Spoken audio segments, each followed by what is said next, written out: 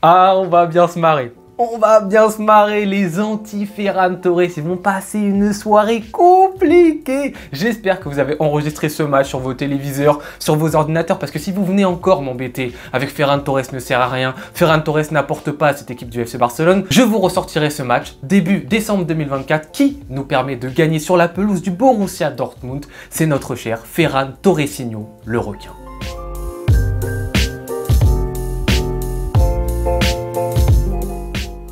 Les amis, super match. Franchement, on s'est régalé. Même si vous n'êtes pas supporter des deux équipes, je pense que vous avez pris un pied fou à regarder cette partie. Je ne sais pas combien de temps va durer cette vidéo. Je m'excuse si elle est longue, mais il y a tellement de sujets à aborder. Ça a été tellement riche dans le jeu, dans les individualités. Je m'excuse réellement si ça dure trop longtemps. Mais là, franchement, ce match, il m'a passionné. Et j'ai vu un visage du Barça qui est le visage que j'ai envie de voir de la part de cette équipe sur le reste de la saison. Parce que oui, je suis très content du résultat. Mais avant tout, avant le résultat, avec quoi j'arrête pas de vous embêter depuis des semaines et des semaines, c'est la manière et le jeu. Et aujourd'hui, dans la manière, ça n'a bien évidemment pas été parfait de A à Z, mais on est sur la bonne voie. Alors ce match commence, mesdames et messieurs, le 11 du FC Barcelone, on l'avait dit en vidéo pré-match, il y avait très peu de chances que ça change, on est sur le 11 type, il y avait peu de choix possibles en tant que remplaçant pour le mettre justement dans ce match contre Dortmund, et on se demande avant le match, en tout cas je me demande, qui va avoir le ballon en fait, parce que ces deux équipes aiment bien aussi jouer en verticalité, aiment bien que l'adversaire ait son bloc haut, et donc peut-être qu'on peut se dire le Barça va laisser le ballon au Borussia Dortmund pour pouvoir les contre-attaquer, peut-être que Dortmund va laisser le ballon au FC Barcelone pour pouvoir les contre-attaquer. Donc justement cette possession c'était intéressant de voir qui allait l'avoir et on arrive sur les 15 premières minutes, 17 premières minutes très précisément, vous allez voir pourquoi je vous explique juste après. On est sur un match qui ne me plaît pas du tout parce qu'on est sur une rencontre ping-pong. Les 17 premières minutes de jeu, c'est absolument ce que je ne veux pas voir du côté du FC Barcelone. On est sur un Barça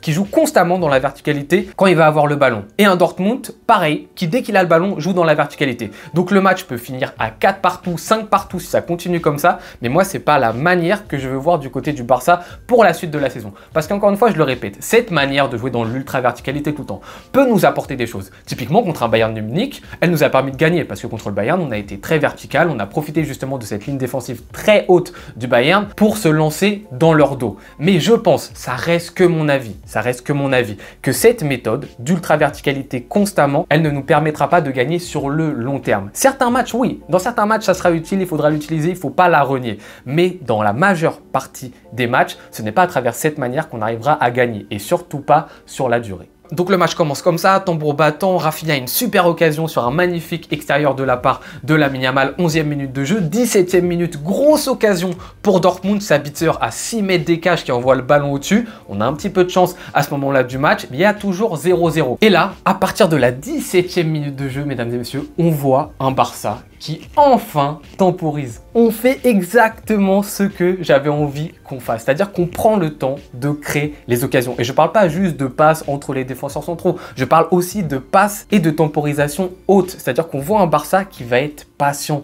On a Pedri, Casado au milieu de terrain qui sont lents, qui sont les métronomes et qui donnent à droite, à gauche. On fait monter Baldé, on fait monter Rafinha, de l'autre côté on fait monter Koundé, on fait monter Lamine Yamal et on se fait des passes en mode handball, droite, gauche, On prend le temps de faire bouger le bloc du Borussia Dortmund. Et on l'a dit, c'est ça qui va être positif sur la suite de la saison. Parce que ça va nous permettre d'avoir des attaques qui sont différentes, donc de mettre en difficulté l'adversaire. On ne va pas tout le temps jouer dans la verticalité. Ça va nous permettre également d'être meilleur au contre-pressing. Et ce soir, on l'a vu, on rattrapait les ballons en première mi-temps beaucoup plus rapidement que sur les derniers matchs. Et ça, c'est quelque chose de très positif. Et en plus de ça, on ne rentre pas dans un tempo totalement fou qui va mettre en évidence la fatigue de certains de nos joueurs. Si on arrive à gérer le tempo, justement, on peut aussi gérer nos efforts. Donc je suis super heureux de voir cette manière du côté du Barça. Les 17 premières minutes pour moi, c'était pas du tout ce qu'il fallait faire, mais on a su totalement changer d'animation et de dynamique à partir de la 17e et j'ai été super heureux de le voir. Ce qui est important de souligner aussi là-dedans, c'est que même si on est face à un Barça qui va plus temporiser, qui va être un Barça plus de gestion, plus de conservation, on est face à un Barça qui ne s'interdit pas de jouer dans la verticalité.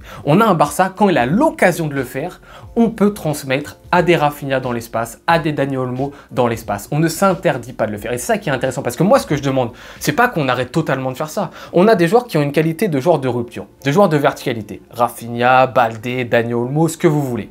Eux, il faut profiter de leur leur force. Moi, je ne suis pas là à dire il faut les brider ces joueurs-là. Justement, ces joueurs-là excellent dans ce registre.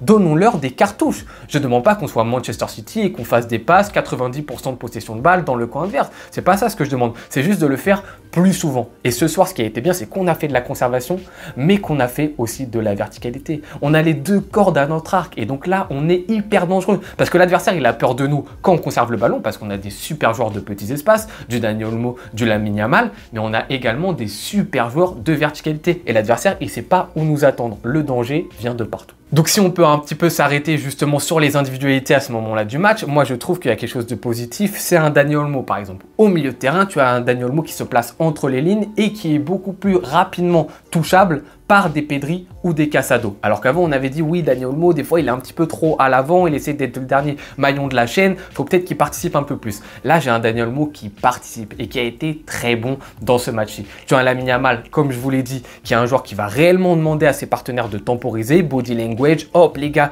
on attend, etc. On fait circuler. À côté de lui, forcément Koundé, ça va beaucoup mieux. Vous avez vu la relation Lamine Yamal-Koundé. Hein. Dès qu'il y a Lamine Yamal, Koundé, il level up en termes de niveau. Et là, tu vois des joueurs qui prennent le temps de donner. Koundé qui a le temps de faire ses appels, Lamine qui le sert très bien. Pedri, Casado sont très bien trouvés par Inigo et Koubarsi. Justement, Inigo, ça n'a pas été parfait tout le match, mais il a été beaucoup plus patient justement que le dernier match qu'on a vu du côté du Betis Séville. Là, tu as un Inigo Martinez qui prend le temps d'essayer de chercher un Pedri qui va se rendre disponible dans les espaces. Hop, j'attends que Pedri, Casado, ils demandent le ballon dans des zones où ils vont être libres et je leur donne. Je m'amuse pas juste à balancer. Et tu as même un Baldé qui, à certains moments, a su aussi faire des passes en retrait. Alors là, j'étais comme un dingue devant mon écran. J'ai dit Baldé est capable de faire des passes en retrait et d'arrêter de faire le TGV. Il a su le faire. À certains moments, il l'a pas fait tout le temps. Encore une fois, hein, ce que je vous dis, le Barça, c'est pas parfait hein, ce qu'on a fait. Mais quand même, c'est fort. Tu as vu certains joueurs qui ont fait des efforts par rapport à ce qu'on leur a demandé dans la conservation.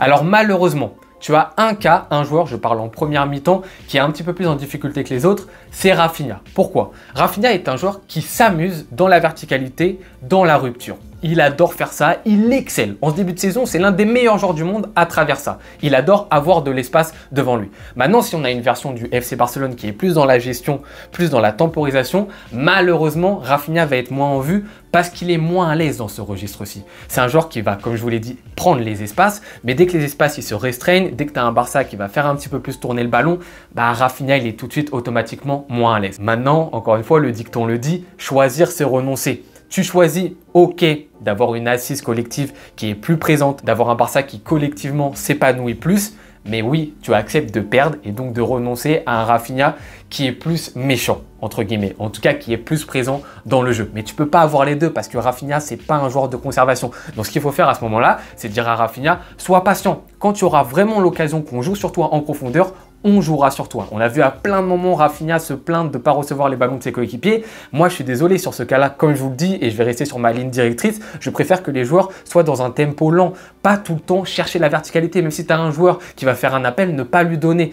Calmer le jeu, surtout là-bas à l'extérieur contre Dortmund, il ne faut pas que le match s'affole. Donc moi, je suis plutôt content que des joueurs n'aient pas tout le temps servi dans la profondeur. Et au moment où ça arrivera, le moment où les joueurs le sentiront réellement, là, ça sera intéressant et ça sera tout de suite dangereux. Donc il fallait absolument que Rafinha soit patient sur ça, son heure allait venir. Et justement, on en vient donc à la deuxième période. Moi déjà à 0-0 première mi-temps, vous pouvez aller voir sur mon Twitter si vous voulez, j'étais ultra content de ce que j'ai vu. Alors qu'il n'y avait que 0-0, on n'avait même pas marqué un but, j'étais heureux de voir cette manière de la part du FC Barcelone. Parce que comme je vous l'ai dit en introduction, pour moi c'est le chemin à suivre pour le reste de la saison. Maintenant, il fallait être plus décisif. On commence la deuxième mi-temps, on a un Barça qui se trouve un petit peu moins bien. Dortmund, gros tempo sur les 10 premières minutes, mais là, le Barça va bénéficier justement de sa verticalité. Et on va marquer un but à travers Rafinha justement qui a été patient dans la verticalité. Forcément, dans la rupture, Rafinha, il kiffe ça. Dani Olmo le sert en profondeur. Rafinha, très bonne frappe dans le petit filet. Il faut encore conclure ce but. Il le fait parfaitement et vous voyez, dès que Rafinha a de l'espace devant lui, bah il kiffe ça. Et le Barça qui a un petit peu subi est quand même en capacité de jouer justement dans cette verticalité. Comme je vous l'ai dit, c'est pas parce qu'on a de la possession qu'on s'interdit de jouer vertical. Et ça, encore une fois, le but le prouve. Et là, je me dis, oh, c'est cool. Ok, on a été un petit peu dominé sur ces 10 premières minutes. On arrive à marquer, on arrive à montrer qu'on est dangereux et qu'il faut que Dortmund fasse attention s'il monte un petit peu trop haut. C'est cool. Et là, maintenant, essayons de temporiser. Vu qu'on mène 1-0 et de recalmer le jeu comme on l'a fait en première première mi-temps. Malheureusement, on n'arrive pas trop à le faire. Il y a une sorte de petit temps mort, il y a des fautes à droite, à gauche et il va y avoir le penalty concédé par Koubarsi. Guirassy va le transformer. Ça fait un partout. Un petit peu de regret à ce moment-là, justement, de ne pas avoir vu un Barça qui arrive à conserver quand il mène au score. Mais bon, à partir de ce but-ci, le Barça reprend la main. C'est-à-dire que le Barça va remettre le pied sur le ballon, mais il y a 1-1, le match avance, tu te dis, ouais, on va être de plus en plus fatigué, Dortmund, ils sont chez eux, ils vont pousser, etc.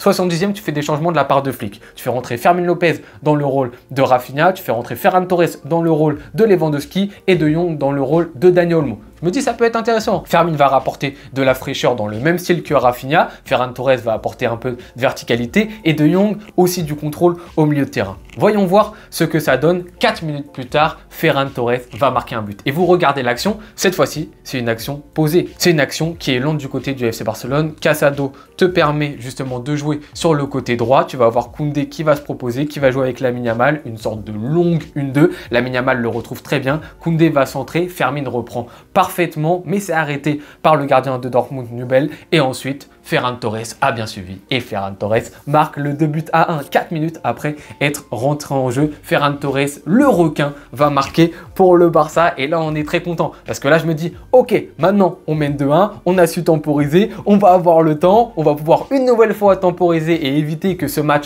prenne feu du côté du FC Barcelone. Malheureusement, comme pour le premier but, on concède l'égalisation, mais genre cette fois-ci 3 minutes plus tard. Et cette fois-ci la problématique, c'est une problématique de hors-jeu du côté du Barça, mauvais alignement. Mais ça va arriver et ça doit arriver. Si on peut s'arrêter juste 2 minutes sur cette question du hors-jeu, il va y avoir plein de débats, je pense, par rapport à ça. Oui, il faut peut-être arrêter parce que c'est trop risqué. Il y avait un tweet à peu près il y a 1 mois et demi, 2 mois de ça de Riles, que vous certainement vous connaissez bien, youtubeur du Real Madrid. Je ne suis pas tout le temps d'accord avec lui, mais sur ce cas-là, justement, j'étais plutôt d'accord avec ce qu'il disait. Il disait que le Barça va concéder un moment à travers cette ligne du hors-jeu. Mais il faudra regarder aussi ce que ça lui a rapporté. Et est-ce que le fait d'avoir un Barça qui joue bloc bas, on n'aurait pas plus concédé si on l'avait? Donc l'idée, c'est de se dire, ok, on va concéder avec cette ligne du hors-jeu. Forcément, c'est ultra risqué, mais il faut surtout observer ce que ça va nous rapporter et à combien de moments, combien de fois cette ligne du hors-jeu, elle va marcher. Elle va nous permettre de récupérer le ballon. C'est aussi ça qu'il faut voir. Mais c'est vrai que sur cette occasion, Koubarsi ne monte pas assez tôt. Et forcément, si tu ne montes pas assez tôt, le décalage, il est parfait du côté de Dortmund. Tu te retrouves en face à face à 2 contre 1. Peña était un peu sorti. De toute façon, même s'il n'était pas sorti, ils étaient à 2 contre 1. Donc, ils auraient dans tous les cas marqué. Ça fait 2-2. Et là, encore une grosse frustration de ma part. Je me dis, mais mince, on menait 2-1. On aurait pu patienter, temporiser. On se prend le 2-2. C'est dommage, encore une fois, que cette manière, elle ne soit pas récompensée. Et là, ça commence à pas aller. Parce que là, Dortmund, ils égalisent, ils sont à 2-2 à 15 minutes de la fin. Et là, on est sur la configuration de match où ça commence un petit peu à devenir n'importe quoi. Ça recommence à venir comme les 15 premières minutes du début de match. On est sur un match ping-pong, plus le stade qui commence à être en folie. 2-2 pour Dortmund. Là, je me dis, waouh, on risque très fortement de prendre l'eau. Ça va être frustrant parce qu'encore une fois, dans la manière, on a été présent une large partie du match et on va peut-être perdre. Et finalement, c'est l'inverse qui se passe. C'est-à-dire que Dortmund va se jeter limite corps et âme, un petit peu oublier ce qui se passe en défense. On va avoir une petite situation, un petit rebond qui profite, une petite absence du côté de Dortmund. Pedri qui va récupérer le ballon, qui va très bien lancer Lamine Yamal. Lamine Yamal tout de suite qui se met sur son pied gauche et ensuite qui va servir Ferran Torres. Parfait timing. Vraiment sur cette action, regardez ce que fait Lamine Yamal parce que ça paraît ultra facile ce qu'il fait, mais le contrôle il est parfait, orienté, c'est-à-dire qu'il se réaxe immédiatement, il permet aux défenseurs de Dortmund d'être pris dans un contre-pied et tout de suite sur sa deuxième touche de balle, il va lancer Ferran Torres. Ça paraît anodin, mais techniquement c'est parfait ce qu'arrive à faire Lamine Yamal sur l'action. Et ensuite Ferran Torres,